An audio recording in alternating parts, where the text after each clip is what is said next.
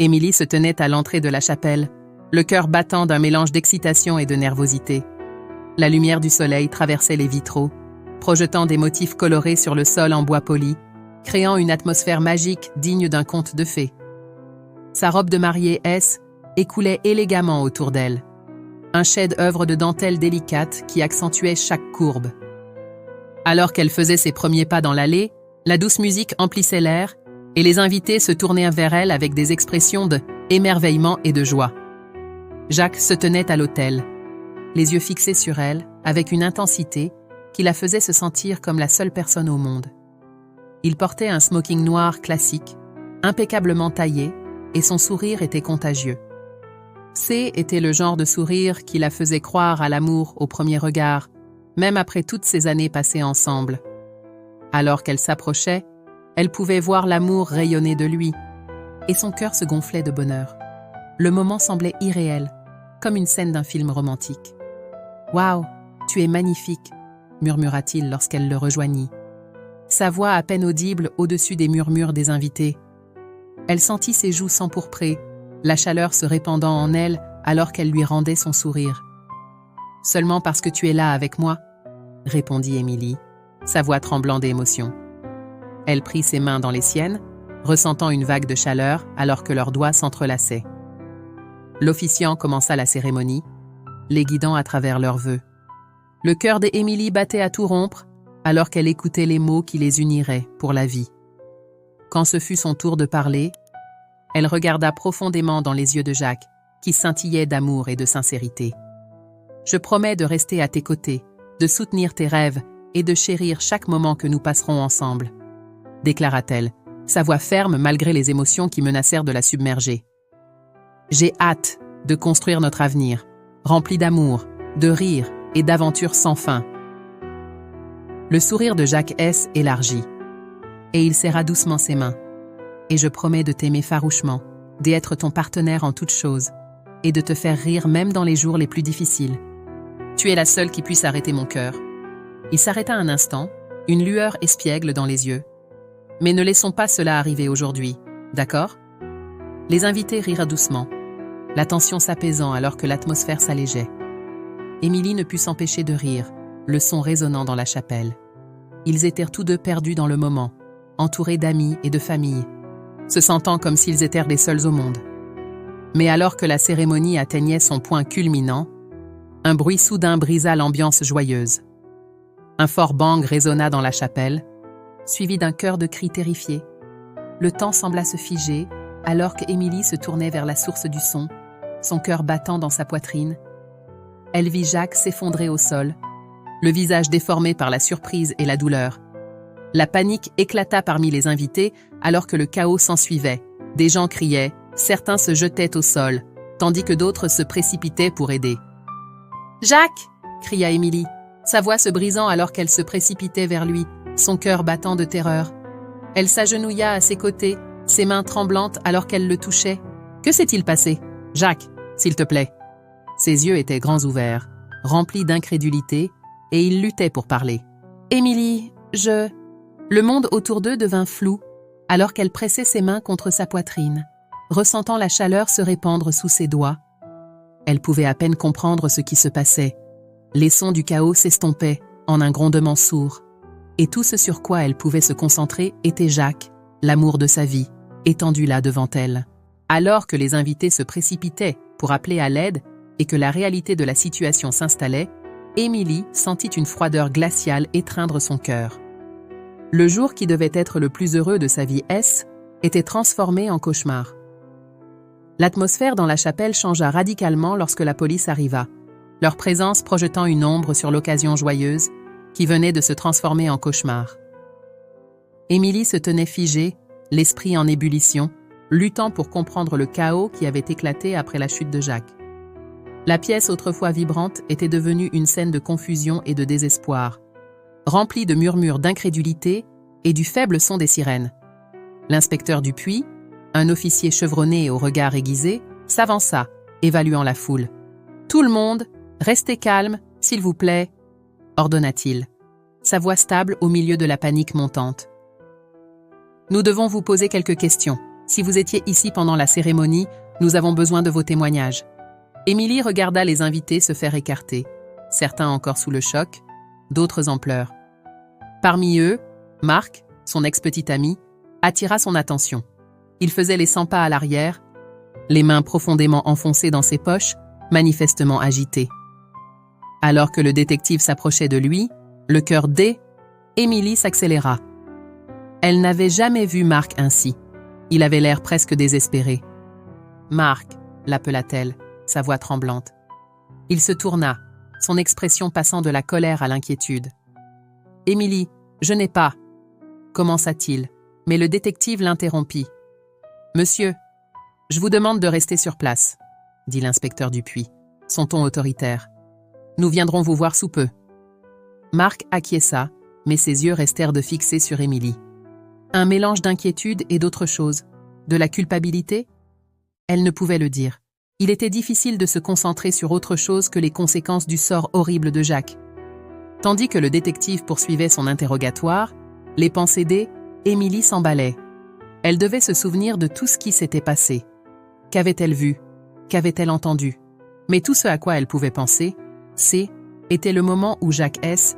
était effondré, la façon dont son sourire S. était évanoui, et les échos du coup de feu résonnant encore dans ses oreilles. « Émilie, pouvez-vous vous rappeler de quelque chose d'inhabituel avant la cérémonie ?» demanda l'inspecteur Dupuis, son carnet prêt, le stylo en main pour prendre des notes. Elle secoua lentement la tête, sentant les larmes menacées de déborder. « Je ne sais pas. Tout s'est passé si vite. Nous étions en train de dire nos vœux, et puis… » « Essayez de réfléchir, » insista-t-il doucement. « N'importe quoi. » « Avez-vous remarqué quelqu'un se comportant étrangement? Des disputes? Des indices de problème ?» Émilie ferma les yeux, cherchant dans sa mémoire. Il n'y avait rien. Tout le monde semblait heureux. « J'y étais heureuse, » répondit-elle, sa voix se brisant. Jacques n'avait pas d'ennemis. Il était aimé de tous. « Sauf de Marc, » interrompit une voix, et Émilie se tourna pour voir sa grand-mère. Marjorie s'approchait avec une expression grave. Était l'ex d'Émilie, vous savez, les types jaloux peuvent être dangereux. « Mamie, arrête, » murmura Émilie avec véhémence. « Marc ne ferait pas de mal à Jacques, il n'est pas comme ça. » L'inspecteur Dupuis leva un sourcil, intrigué. « Est-ce vrai, Marc? Étiez-vous jaloux de Jacques ?»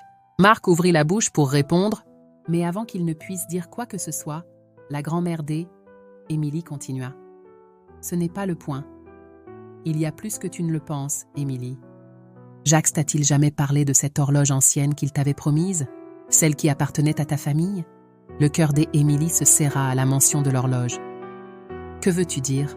demanda-t-elle. Sa voix à peine au-dessus d'un murmure. L'expression de Marjorie s'assombrit. « Ce n'est pas qu'un héritage familial. Il y a une histoire derrière elle, une sombre.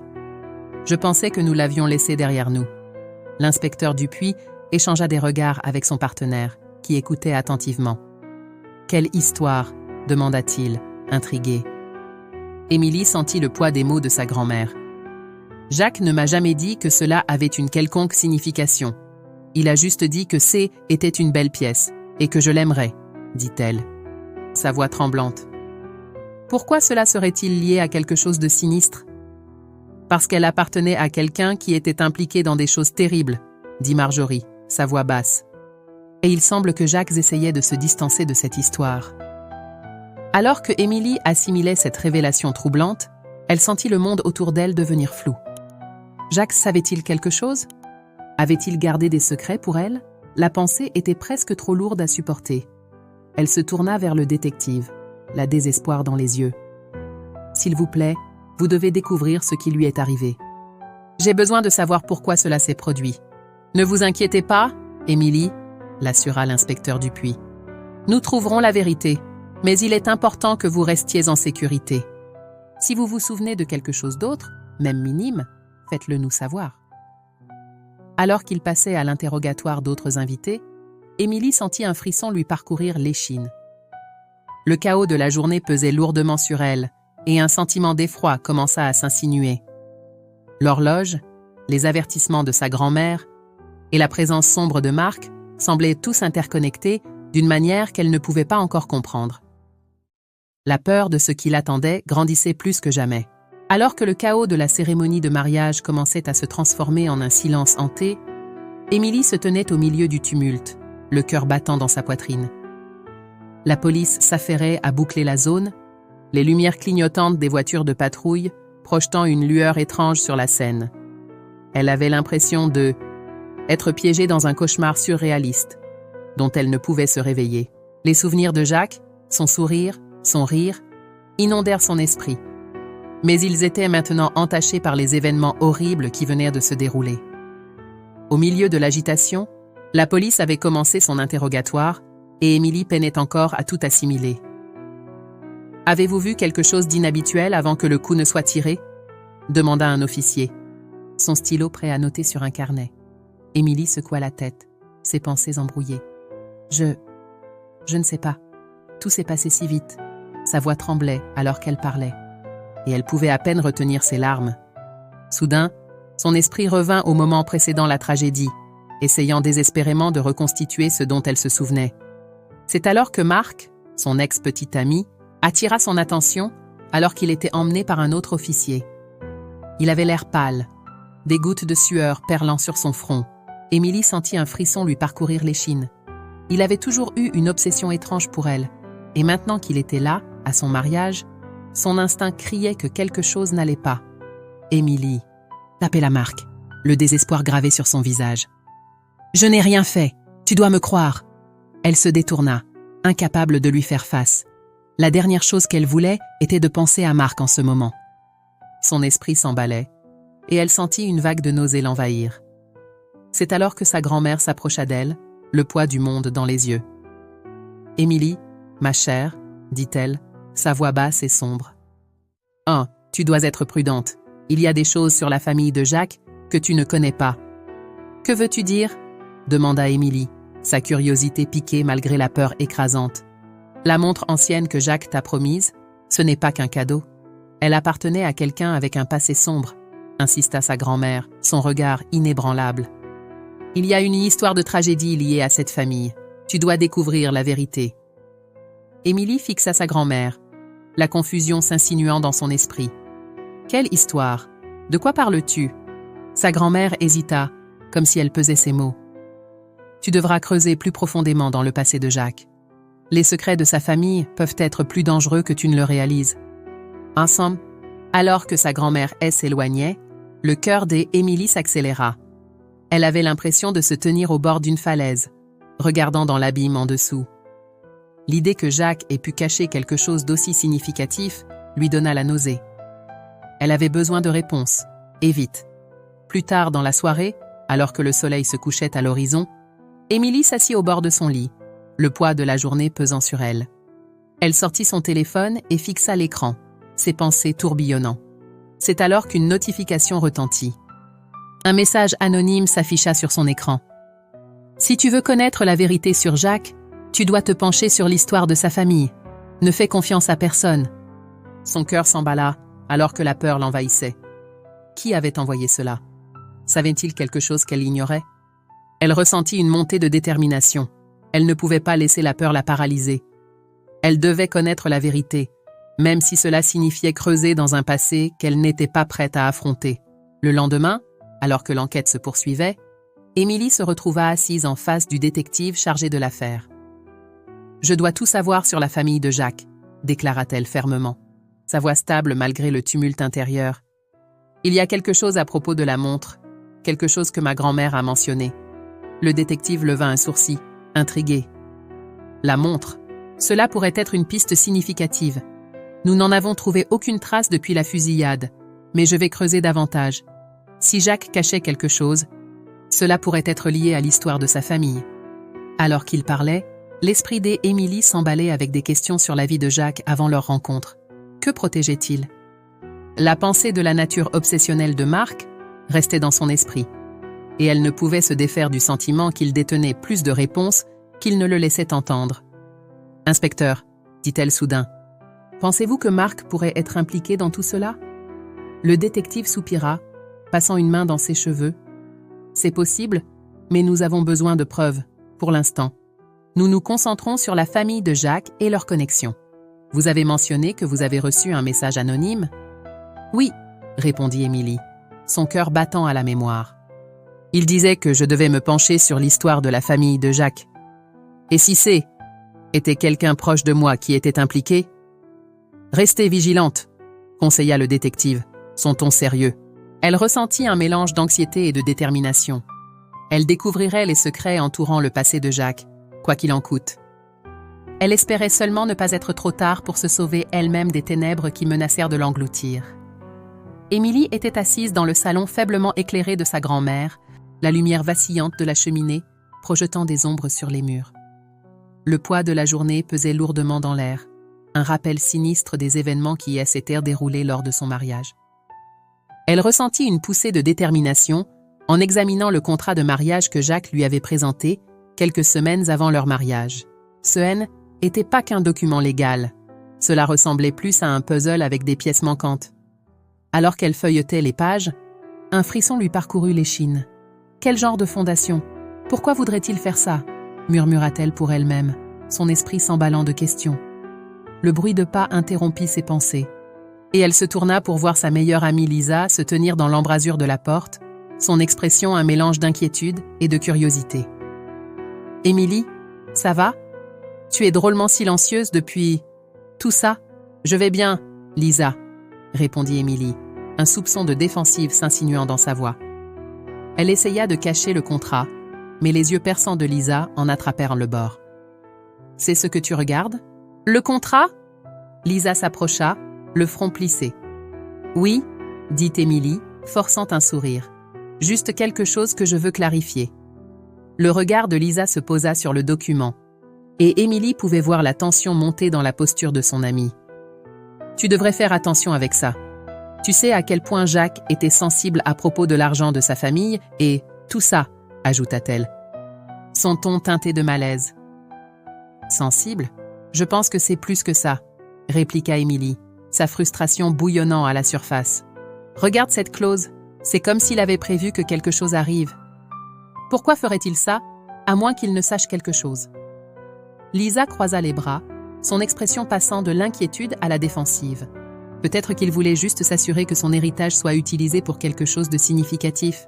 « Tout le monde ne pense pas comme toi, Émilie. » Significatif ou suspect? Non, la voix d'Émilie éleva légèrement, reflétant le tumulte intérieur. Et Sissi était censé couvrir quelque chose de plus sombre. Je dois savoir ce qu'est cette fondation. Je ne sais pas, Émilie. On dirait que tu creuses dans des choses que tu ne devrais pas.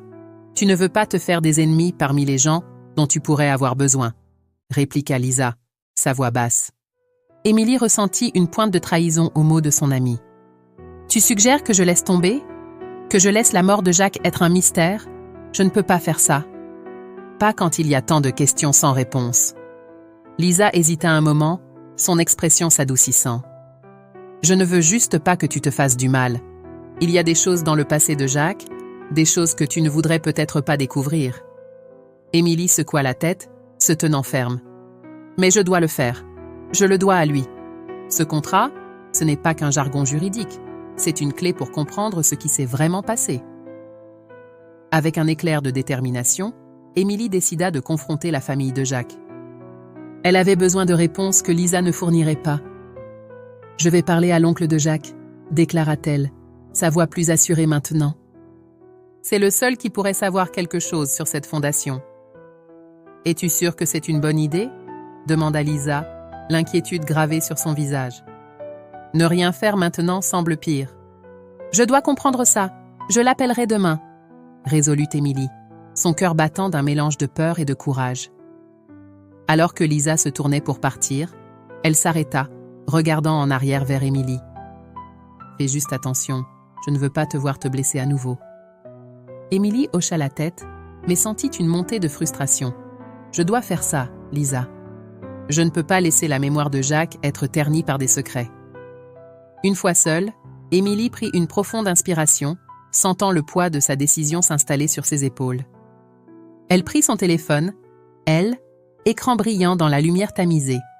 D'un doigt tremblant, elle commença à taper un message à l'oncle de Jacques son pouls s'accélérant à chaque mot. Elle pouvait déjà sentir que cette enquête la conduirait plus profondément dans un monde d'ombre et de secrets. Mais elle devait connaître la vérité, quel qu'en soit le coût. Émilie était assise en face du détective dans un petit café faiblement éclairé. L'atmosphère était tendue, l'air chargé de peurs inexprimées et de questions sans réponse. Elle avait du mal à croire qu'elle cherchait de l'aide en dehors de son cercle intime, mais le désespoir l'avait poussée à ce point. Le détective, un homme chevronné au comportement pragmatique, sirotait son café avant de poser la tasse avec un léger bruit sourd. « D'accord, Émilie, » commença-t-il, sa voix stable, mais ferme. « Passons en revue ce que nous savons à propos de cette montre. Vous avez mentionné qu'elle était importante pour Jacques, mais il semble qu'il y ait plus que ça. » Émilie hocha la tête, son cœur battant la chamade. « Oui, ma grand-mère a laissé entendre qu'elle avait une histoire sombre. Elle a dit qu'elle appartenait autrefois à un tueur, quelqu'un qui a été emprisonné il y a des décennies. J'ai besoin de connaître la vérité. » Ah, le détective s'appuya en arrière, une expression réfléchie traversant son visage. « J'ai entendu des rumeurs à propos de cette montre. On dit qu'elle est maudite, liée à une lignée de violence. Nous devons retracer son histoire. » Il sortit un petit carnet, griffonnant quelques notes. « Que vous en souvenez-vous ? » Jacques l'a mentionné une fois, mais il n'est jamais entré dans les détails. Avoua Émilie, se mordant la lèvre. Il la gardait cachée, et je pensais que ce haine était qu'un héritage. Mais maintenant je me demande si C.C. était quelque chose de plus. Commençons par le début, incita le détective. Dites-moi tout ce que vous savez sur la famille de Jacques. Des secrets ? Quelque chose d'inhabituel ? Émilie prit une profonde inspiration, sentant le poids des souvenirs peser sur elle. Jacques semblait toujours porter le fardeau du passé de sa famille. Ses parents étaient distants et il parlait rarement de son enfance. Quand je le pressais à ce sujet, il se contentait de balayer la question. Nous devons voir si nous pouvons trouver des archives liées à cette montre. Cela pourrait nous mener à l'histoire familiale de Jacques. Alors qu'ils poursuivaient leur discussion, le téléphone du détective vibra, interrompant le cours de leur conversation. Il jeta un coup d'œil à l'écran, fronçant légèrement les sourcils avant de répondre. « Détective Moreau. »« Oui. Je suis ici avec Émilie. » Il fit une pause, écoutant attentivement. « Que voulez-vous dire ? La montre est liée à... » Émilie se pencha en avant, sa curiosité piquée, mais le détective leva la main, lui faisant signe d'attendre. « D'accord, je comprends. Nous allons suivre cette piste. » Il raccrocha, son expression grave. « Qu'est-ce que c'est ?» demanda Émilie, son anxiété grandissante. « Il semble qu'il y ait eu une activité récente concernant la montre, » répondit-il, son ton sérieux. « Elle appartenait à un homme nommé Victor Grave, un criminel notoire des années 1970. Comment est-elle liée à lui ? D'après ce que je peux rassembler, poursuivit le détective Moreau, Victor était connu pour une obsession particulière avec les héritages familiaux. Il croyait à la transmission de son pouvoir à ses descendants. Si la famille de Jacques avait des liens avec lui, cela pourrait expliquer les secrets qu'il portait. L'esprit d'Émilie s'emballa. Tom, mais pourquoi Jacques garderait-il la montre ? Essayait-il de la protéger, ou était-il impliqué dans quelque chose de plus sinistre ? Je ne peux pas encore le dire avec certitude, répondit le détective Moreau, son front se plissant de concentration. Mais nous devons enquêter sur les amis de Jacques, ceux qui étaient avec lui avant le mariage. Il est possible qu'ils détiennent la clé pour comprendre ce à quoi Jacques faisait vraiment face. Ressentant une poussée de détermination, Émilie se concentra sur le détective. « Je dois tout savoir sur ses amis. Elle pourrait nous fournir des noms et des indices. Nous allons reconstituer cela, Émilie. » Alors qu'il parlait, Émilie ressentit un sentiment d'urgence monter en elle. Elle était sur le point de découvrir une vérité qui était restée cachée. Une vérité qui pourrait révéler la véritable raison de la mort de Jacques. D'un hochement de tête résolu, elle répondit « Je ne m'arrêterai pas tant que je n'aurai pas découvert ce qui lui est arrivé. Je lui dois bien ça. » Le détective esquissa un léger sourire, appréciant sa détermination. « Découvrons le passé. Alors, mais soyez prudente, les secrets sombres peuvent mener à des chemins dangereux. » Avec cela, un plan fut mis en marche, et Émilie savait qu'elle devait se préparer à toutes les révélations qui l'attendaient dans les ombres de l'histoire familiale de Jacques. Émilie était assise dans le salon faiblement éclairé de sa grand-mère. L'air lourd du poids des vérités inexprimées. L'horloge ornée sur elle, étagère, continuait de faire tic-tac, un rappel frappant du temps écoulé depuis la mort tragique de Jacques. Son cœur battait à tout rompre, alors qu'elle rassemblait le courage de confronter sa grand-mère à propos de l'histoire sinistre entourant la montre ancienne qui avait autrefois appartenu à Jacques. « Mamie » commença Émilie, sa voix tremblant légèrement. « J'ai besoin d'en savoir plus sur cette montre. Tu as mentionné qu'il y avait une histoire, quelque chose de sombre. Que veux-tu dire ?» Sa grand-mère, une femme frêle, aux cheveux argentés, tirés en un chignon serré, baissa les yeux vers ses mains jointes, sur ses genoux. Les ombres dansaient sur son visage alors qu'elle luttait avec les souvenirs qui menacèrent de refaire surface. « Émilie, certaines histoires sont mieux laissées non racontées, » répondit-elle, son ton hésitant. « Mais je ne peux pas simplement l'ignorer, » insista Émilie, se penchant en avant. « Jacques est mort, et j'ai l'impression qu'il y a plus que ça qu'un simple accident tragique. Tu as dit que la montre était liée à notre famille, à une malédiction. S'il te plaît, dis-moi. » Avec un profond soupir, sa grand-mère céda enfin. La montre appartenait à un homme de notre famille, un homme qui a pris la vie d'un autre. Il a été emprisonné pour ses crimes, mais les contes disent que son esprit est resté, et que quiconque possédait la montre serait maudit. La mort et le malheur suivirent ses propriétaires comme une ombre. Le souffle d'Émilie se coupa dans sa gorge. Une malédiction ? Est-ce pour cela que Jacques était si secret sur sa famille ? Pourquoi il ne voulait jamais partager son passé ? Sa grand-mère hocha lentement la tête. Jacques essayait toujours d'échapper à l'obscurité de sa lignée. Il t'aimait profondément, Émilie, et voulait te protéger de la souillure de l'histoire de sa famille. Mais la montre, ça y était un fardeau dont il ne pouvait se débarrasser. « Penses-tu que cela a quelque chose à voir avec sa mort ?» demanda Émilie, sa voix à peine au-dessus d'un murmure. « Quelqu'un aurait-il pu le tuer à cause de ça ?» Les yeux de la vieille femme se remplirent de tristesse. « J'aimerais pouvoir dire non, mais la montre n'a apporté que des tragédies à notre famille. Je crains que quiconque la possède puisse se retrouver en grand danger. » Émilie sentit un frisson lui parcourir l'échine. Mais Jacques allait se libérer de tout cela, n'est-ce pas? Il voulait exposer la vérité sur sa famille. C'est pour cela qu'il était si anxieux avant le mariage. « Peut-être, » répondit sa grand-mère, son regard lointain. « Mais les secrets ont une façon de se protéger. Ils n'aiment pas être découverts, et ceux qui essaient rencontrent souvent des conséquences désastreuses. Mamie, je dois en savoir plus. Je dois savoir ce que Jacques prévoyait, » dit Émilie, la détermination montant en elle. S'il y a une chance que comprendre cela puisse m'aider à découvrir qui l'a tué, je dois la saisir. L'expression de sa grand-mère se durcit. Fais attention, ma chère. La vérité peut être une épée à double tranchant. Tu pourrais déterrer des choses qui seraient dit mieux laissées enfouies. Je ne peux pas vivre dans la peur de ce qui pourrait arriver, répliqua Émilie, sa résolution se renforçant. Jacques méritait mieux que ça, et je lui dois de découvrir la vérité, peu importe à quel point cela peut être dangereux. Alors qu'elle se levait, prête à partir, sa grand-mère lui saisit doucement le poignet. « Promets-moi que tu avanceras prudemment. Le passé n'est pas toujours clément, et il y a ceux qui feraient n'importe quoi pour protéger leurs secrets. » Émilie hocha la tête, un mélange de peur et de détermination parcourant ses veines. « Je promets, mamie, mais je dois savoir. Pour Jacques. » Avec cela, elle quitta la maison de sa grand-mère, le poids du monde s'installant lourdement sur ses épaules. Le mystère entourant la mort de Jacques s'approfondissait, et les fils emmêlés du passé de sa famille l'invitaient dans une obscurité qu'elle pouvait à peine comprendre. Mais une chose était claire. Elle n'était plus seulement une mariée en deuil. Elle était une femme en mission, prête à affronter les ombres qui hantaient l'héritage de son mari. Émilie entra dans la pièce faiblement éclairée de la maison d'enfance de Jacques, l'air chargé de souvenirs et de mots non dits.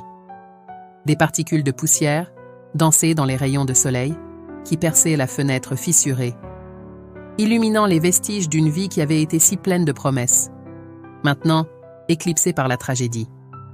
Elle ressentit un mélange d'émotions en passant devant les meubles familiers, chaque pièce résonnant d'un souvenir de Jacques, son rire, la chaleur de son sourire et l'amour qu'ils avaient partagé. Son cœur battait à tout rompre, alors qu'elle s'approchait d'un petit bureau dans le coin. Sa surface encombrée de vieux livres et de papiers éparpillés. Elle avait le sentiment qu'il y avait quelque chose d'important caché ici, quelque chose qui pourrait l'aider à donner un sens au chaos entourant la mort de Jacques. En fouillant dans les tiroirs, ses doigts effleurèrent un journal relié en cuir. Il était usé mais intact, et elle pouvait presque sentir la présence de Jacques alors qu'elle le tenait entre ses mains. S'asseyant au bord du lit, elle ouvrit le journal, les pages craquant doucement sous son toucher. L'écriture était indubitablement celle de Jacques, soignée et précise, mais remplie d'émotion. La première entrée attira son attention, datée de quelques semaines seulement avant leur mariage. « Je ne peux pas me débarrasser du sentiment que quelque chose ne va pas.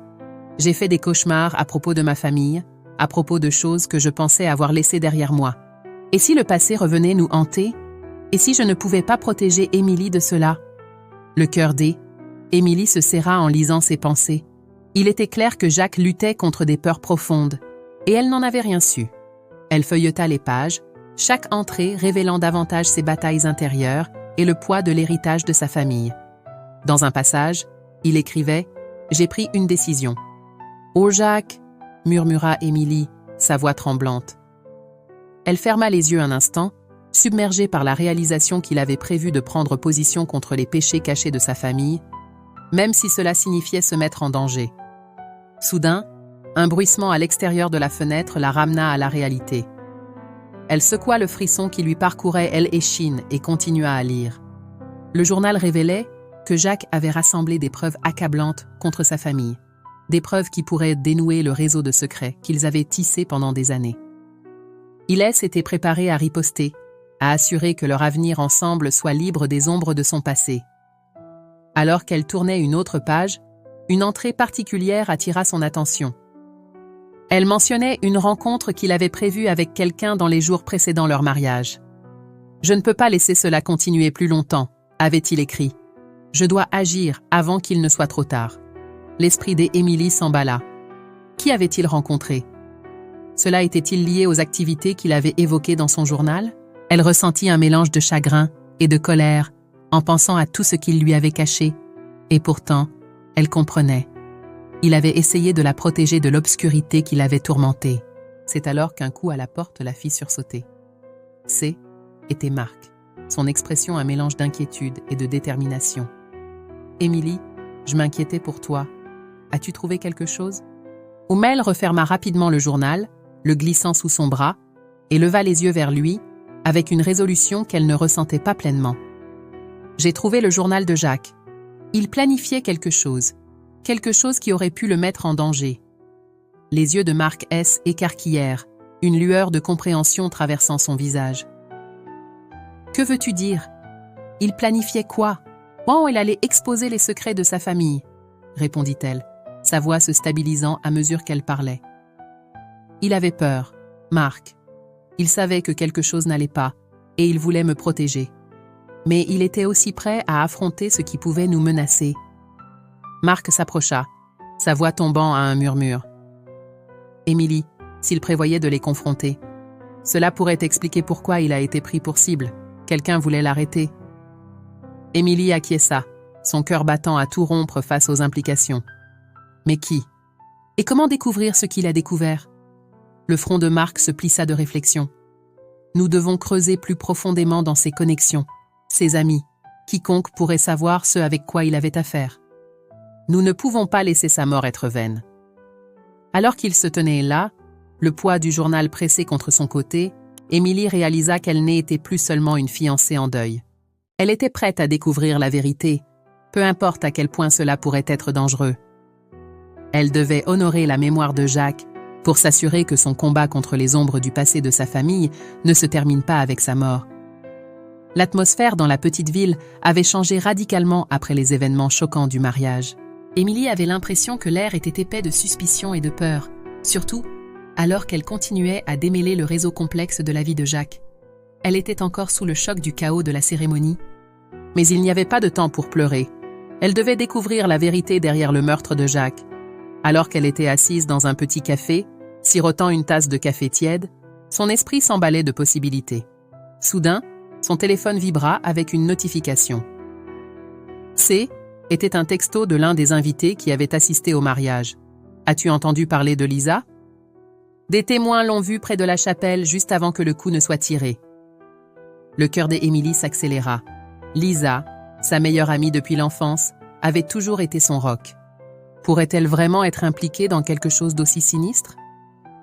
Plus tard, dans l'après-midi, Emily décida de confronter Lisa. Elle la trouva dans le petit appartement qu'elles avaient eu l'habitude de partager, le lieu maintenant rempli des vestiges de temps plus heureux.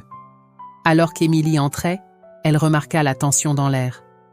Lisa faisait les 100 pas, le visage pâle et tiré. « Emily, je ne m'attendais pas à toi, » dit Lisa, sa voix tremblante. « Oui, eh bien, les choses ont changé. J'ai besoin de te parler. »« J'ai entendu quelque chose de troublant, » répondit Emily, croisant les bras de manière défensive. Lisa cessa de faire les 100 pas et regarda Emily avec de grands yeux. « Que veux-tu dire? Qu'as-tu entendu? » « J'ai entendu dire que tu as été vue près de la chapelle juste avant que la fusillade ne se produise, » déclara Emily, son regard fixe. « Que faisais-tu là » L'expression de Lisa changea. Un mélange de colère et de blessure traversant ses traits. « Tu penses que j'ai quelque chose à voir avec ça? J'y étais là parce que je ne voulais pas manquer ton grand jour. J'y étais juste prise dans le moment. » Prise dans le moment? Emily répéta, incrédule. Un homme a été tué, Lisa. Ce n'est pas juste un tour de fête. Pourquoi étais-tu si près de l'autel? J'essayais d'aider. Je pensais avoir vu quelque chose de suspect avant que la cérémonie ne commence. Je voulais juste te surveiller, bégaya Lisa, sa voix montant en défensive. Emily plissa les yeux, pas tout à fait convaincue. Tu aurais dû dire quelque chose? Tu aurais pu avertir Jacques? Tu aurais pu faire quelque chose? Le visage de Lisa s'affaissa, la colère se dissipant en tristesse. Je ne pensais pas que cela en arriverait là. Je te jure, je ne ferai jamais de mal à Jacques. Tu me connais. Est-ce que je te connais? Répliqua Emily, la frustration débordant. Tu agis bizarrement depuis des semaines, depuis que tu as découvert la famille de Jacques. Qu'est-ce que c'est, Lisa? Pourquoi ce changement soudain? Lisa détourna le regard, les larmes aux yeux. Tu ne comprendrais pas. J'y étais jalouse, d'accord? Toi et Jacques étiez parfaits ensemble, et j'avais l'impression de perdre ma meilleure amie. Mais je ne ferai jamais rien pour vous blesser, ni l'un ni l'autre, je te le jure. Le cœur d'Emily s'adoucit légèrement, mais un doute persistant demeurait. Si c'est vrai, alors pourquoi as-tu été vue près de la chapelle? Les gens parlent? Lisa? J'ai besoin de savoir si je peux te faire confiance. Je haine et t'es impliquée dans rien. J'essayais juste de garder mes distances avec le drame familial. Tu sais comment ils peuvent être, mais je ne ferai jamais de mal à Jacques, insista Lisa, sa voix tremblante. La tension restait épaisse dans l'air, alors que Emily considérait les paroles de Lisa. Elle voulait croire son amie, mais les preuves s'accumulaient contre elle. C'est alors que la porte s'ouvrit brusquement, et un officier de police entra dans l'appartement, sa présence faisant passer l'atmosphère de la confrontation à l'inquiétude. « Emily, nous devons vous poser quelques questions sur Lisa », dit l'officier sévèrement, jetant un coup d'œil à Lisa, visiblement secouée. Le cœur d'Emily se serra. « Que sous-entendez-vous ? Nous avons des témoins qui placent Lisa sur les lieux du crime. »« Nous devons savoir si elle avait un mobile », dit l'officier, son regard inébranlable. Le visage de Lisa devint pâle, alors qu'elle regardait entre Emily et l'officier. « C'est ridicule, je n'ai rien fait !» plaida-t-elle, le désespoir gravé sur ses traits. Emily se sentit déchirée. Bien qu'elle veuille défendre Lisa, la vérité était que les pièces du puzzle ne s'assemblaient pas. « J'ai besoin de temps pour réfléchir, » dit-elle, sentant sa voix trembler. Alors que l'officier commençait à interroger Lisa, Emily sortit, son cœur battant à tout rompre. Le poids des révélations de la journée pesait lourdement sur elle. La vérité était insaisissable, et chaque réponse la conduisait plus profondément dans un labyrinthe de tromperies et de trahisons. Que se passait-il dans sa vie, et à qui pouvait-elle vraiment faire confiance? À chaque minute qui passait, le monde qu'elle connaissait autrefois semblait de plus en plus être un souvenir lointain. Emily était assise en face du détective, dans un café faiblement éclairé, son cœur battant, alors que le poids de l'enquête pesait lourdement sur elle. Les murs étaient ornés de photographies vintage, un contraste frappant avec le tumulte qui tourbillonnait dans son esprit. Elle prit une profonde inspiration, essayant de se calmer alors qu'elle se penchait en avant, sa voix à peine au-dessus d'un murmure. « Ou pensez-vous que le tueur pourrait être quelqu'un de proche de moi? Quelqu'un en qui j'ai confiance ?» L'inspecteur Dupuis, un homme robuste avec des années d'expérience gravées dans les lignes de son visage, considéra sa question avec soin. Il tapota ses doigts sur la table, perdu dans ses pensées, un moment avant de répondre. « C'est une possibilité, Émilie. Parfois, les personnes les plus proches de nous cachent les secrets les plus sombres. Vous avez déjà mentionné la tension avec vos amis et votre famille depuis le mariage. Cela vaut la peine d'être investigué. » L'esprit D, Émilie revint au visage de ses amis les plus proches. Lisa, avec son rire nerveux, et Marc, qui n'avait jamais vraiment tourné la page de leur passé. Mais je ne peux pas croire que l'un d'eux ferait quelque chose d'aussi horrible. Elle secoua la tête, l'incrédulité gravée sur ses traits. Qu'en est-il de la famille de Jacques? Son oncle semble suspect avec l'argent de l'assurance et tout. Peut-être que c'est lui. C'est un point valable, répondit Dupuis, son regard stable. Nous examinons sa situation financière, mais il y a autre chose que nous devons considérer. Il se pencha plus près, baissant la voix. Des témoins ont placé Lisa près de la chapelle au moment de la fusillade. Nous devons creuser plus profondément dans ses mouvements ce jour-là. L'estomac d'Émilie se noua à cette pensée. Lisa? Mais c'est ma meilleure amie. Elle ne ferait pas de mal à Jacques. Je la connais. Si, les gens sont souvent capables de choses que nous ne pouvons imaginer, surtout quand la jalousie est en jeu. Vous avez dit qu'elle agit étrangement depuis les fiançailles. Un peu de jalousie est normal, argumenta Émilie. Mais le doute commençait à s'insinuer dans son esprit. Je ne peux pas l'imaginer faire quelque chose comme ça. L'inspecteur Dupuis hocha la tête, comprenant le conflit qu'elle affrontait. Je comprends. C'est difficile de réconcilier la personne que vous pensez connaître avec le potentiel de trahison. Mais nous devons suivre chaque piste, aussi douloureuse soit-elle.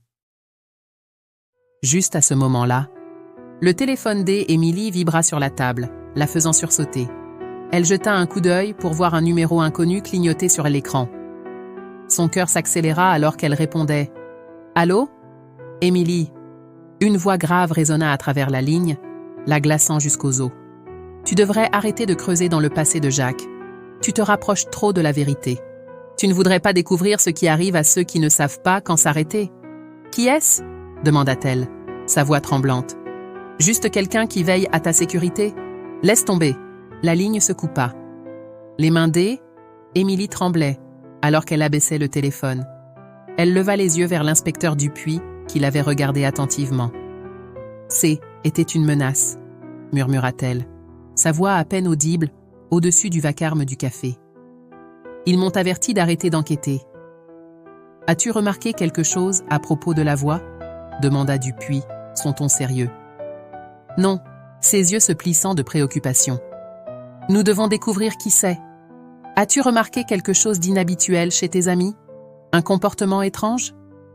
Émilie repensa au jour précédant le mariage.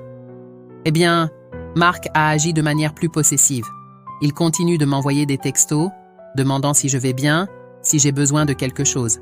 Mais je pensais qu'il était juste inquiet. »« Inquiet ou contrôlant ?» demanda Dupuis, levant un sourcil. « Tu dois garder tes distances avec lui. Nous ne pouvons pas l'exclure pour l'instant. » Alors qu'ils continuaient à discuter de leurs prochaines étapes, Émilie sentit un nœud se former dans son estomac. Chaque nouvelle information ressemblait à un puzzle qui devenait de plus en plus complexe. Et elle peinait à suivre. Elle jeta un coup d'œil autour du café, les ombres dans les coins s'assombrissant à mesure que le doute s'insinuait dans son esprit. « Allons au commissariat », suggéra Dupuis, se levant. « Je veux examiner davantage le passé de Marc. Nous devons déterminer s'il a des liens avec la famille de Jacques ou s'il a été impliqué dans quelque chose de louche. » Alors qu'ils quittèrent le café, Émilie ressentit un frisson inquiétant dans l'air. Le poids de l'enquête pesait sur elle, et elle pouvait sentir que la vérité se cachait juste hors de portée, dissimulée derrière un voile de mensonges et de trahison. Elle devait être prudente, car plus elle creusait, plus le sol sous ses pieds devenait périlleux. Émilie se tenait dans la lumière tamisée de la chapelle abandonnée, le cœur battant, alors qu'elle faisait face à l'ancien ami de Jacques, Marc. L'air semblait lourd de tension, et le silence était assourdissant, brisé seulement par le son de leur respiration. Le visage de Marc était pâle, et ses mains tremblaient légèrement, alors qu'il les passait dans ses cheveux en bataille. « Émilie, tu n'aurais pas dû venir ici, » dit-il, sa voix à peine au-dessus d'un murmure. « Tu joues avec le feu. »« J'ai besoin de connaître la vérité, Marc, » répondit Émilie, sa détermination transparaissant malgré sa voix vacillante. « Jacques voulait exposer quelque chose, et je dois comprendre dans quoi il était impliqué avant qu'il ne meure. » Marc regarda nerveusement autour de lui, comme s'il s'attendait à ce que quelqu'un apparaisse des ombres. « Tu ne comprends pas. Jacques était dans de beaux draps. Il pensait qu'il pouvait simplement partir, mais ça ne fonctionne pas comme ça. Il y a des gens impliqués qui n'apprécient pas les menaces, surtout venant de quelqu'un comme Jacques. »« Comme quoi ?» pressa Émilie, sa frustration débordant. Qu'est-ce qu'il prévoyait? Qu'a-t-il découvert? Marc déglutit, ses yeux se tournant vers les portes de la chapelle. Il a découvert le réseau de contrebande. Sa famille, ils ne sont pas ceux que tu penses. Ils cachent leur linge sale depuis des années. Et Jacques voulait le révéler. Il pensait pouvoir se sauver, et peut-être même te sauver. L'esprit décant, Émilie s'emballa. C'est pour cela qu'il était si secret. Il avait peur. Mais qu'en est-il de la montre? Celle qui a disparu?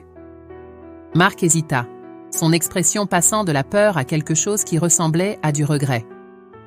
Elle appartenait à quelqu'un qui était impliqué dans tout ça. Un meurtrier, Émilie. Jacques pensait qu'elle était maudite, qu'elle n'apportait que de la douleur à sa famille. Il essayait de s'en débarrasser, de briser le cycle. Un frisson parcourut l'échine d'Émilie. « Tu veux dire que la montre était liée au passé de sa famille, à la raison même pour laquelle il a été tué ?»« Écoute, je ne voulais pas y croire au début, » avoua Marc, sa voix tremblante. Mais au moment où il m'a dit qu'il allait rendre cela public, j'ai su que était une sentence de mort. Ils pensaient pouvoir les déjouer, mais ils avaient toujours 2 coups d'avance. Le cœur Émilie se serra alors que les pièces commençaient à s'assembler. Donc, les personnes qui ont tué Jacques, elles feraient n'importe quoi pour garder leur secret en sécurité. Mais qui? Est-ce quelqu'un que je connais? Marc hésita à nouveau, ses yeux remplis de terreur. Tu dois faire attention, Émilie. Si elles découvrent que tu creuses, elles n'hésiteront pas à s'en prendre à toi aussi. Mot soudain, le poids des mots de Marc s'abattit sur elle. J'ai déjà reçu des menaces, avoua-t-elle, sa voix tremblante. Quelqu'un m'a averti d'arrêter de creuser dans le passé de Jacques. Alors tu dois t'arrêter, Émilie, insista Marc, la panique s'insinuant dans son ton. Je sais que tu veux des réponses, mais la vérité pourrait te tuer. Non, dit Émilie avec défi, sa résolution se durcissant. Je ne peux pas m'arrêter maintenant. Je le dois à Jacques. Je me le dois à moi-même. Je dois découvrir qui a fait ça. C'est alors qu'un fort bang résonna dans la chapelle, les faisant sursauter tous les deux. Le cœur Émilie battait à tout rompre, alors qu'elle attrapait instinctivement le bras de Marc. Qu'est-ce que était? Quelqu'un est là, chuchota-t-il, ses yeux grands ouverts de terreur. Nous devons nous cacher. Ils se glissèrent rapidement derrière un vieux banc en bois, retenant leur souffle alors que des pas résonnaient dans la chapelle. Émilie jeta un coup d'œil à travers une fissure, son cœur battant, alors qu'elle reconnaissait la silhouette entrant dans la pièce. Était Lisa, sa meilleure amie, regardant autour d'elle avec précaution, comme si elle cherchait quelque chose, ou quelqu'un. « Lisa » chuchota Émilie, à peine capable de contenir son choc. « Que fais-tu ici ?» Les pas s'arrêtèrent. Lisa se tourna brusquement, les yeux écarquillés.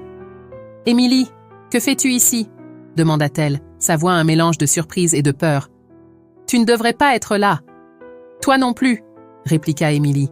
« Que sais-tu de la mort de Jacques ?» Lisa hésita, le visage pâle. « Je vérifiais juste les choses. Je ne voulais pas m'immiscer. »« Vérifier quoi ?» intervint Marc, sortant de derrière le banc. « Ah, pourquoi es-tu vraiment là, Lisa ?» L'expression de Lisa changea, et pendant un moment, Émilie vit quelque chose de sombre briller dans les yeux de son amie. « Tu ne comprends pas, Émilie ? Il y a tellement en jeu. Tu es en danger, rien qu'en étant ici. » Avant qu'Émilie ne puisse répondre, une voix retentit à l'entrée, les figeant tous les trois. « Vous voilà, je vous cherchais, Émilie. » Était Marc, le visage tordu de colère. Tu penses pouvoir creuser dans des choses que tu ne comprends pas? Tu n'as aucune idée de ce dans quoi tu t'embarques. Le cœur d'Émilie se serra, alors qu'elle réalisait le danger qui se refermait sur elle. Les personnes en qui elle avait confiance n'étaient pas ce qu'elles semblaient, et la vérité qu'elle recherchait était plus périlleuse qu'elle ne l'aurait jamais imaginé. Alors que la tension dans la pièce montait, elle savait qu'elle devait tenir bon. Je découvrirai ce qui est arrivé à Jacques, et je ne laisserai personne m'arrêter. L'air crépitait d'anticipation, et Émilie se prépara à la confrontation qui allait tout changer. C'était trop déformé, répondit-elle, son cœur battant dans sa poitrine. Mais ça semblait personnel. Alors nous devons être prudents. Quelqu'un essaie clairement de t'intimider, dit-il. Disclaimer. This channel does not support or tolerate any form of discrimination, racism, prejudice, or violation of human rights. The stories presented here are original and created by the author with the aim of promoting reflection, awareness, and dialogue. All content is developed with respect for diversity and the dignity of all people.